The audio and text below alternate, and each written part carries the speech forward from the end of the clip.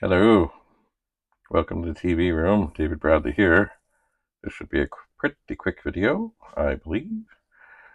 This is, if you look at it, it's a beer can, and I don't like beer, and it's not for any, great religious or anything else that I don't drink beer. I just hate the taste.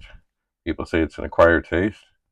To me, that means that, well, maybe if you drink enough of it and you're drunk enough, you might like the taste. But it's just never ever. But anyway, what is different about this can? Well, firstly, it has sunglasses.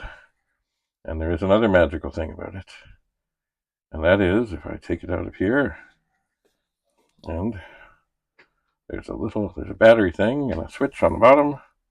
If I flip the switch, put it back here, and then I talk, the can will dance as I talk. It's quite something. It will dance to music. It'll dance to most any sound there is. And if I bang the table, it will dance. So it's magic. Now, I don't remember when these things came out. Do you remember when they came out? No. How are you doing? You're okay? Yeah, you're okay. Yeah, see, he's okay. You still okay? Yeah, cool as ever.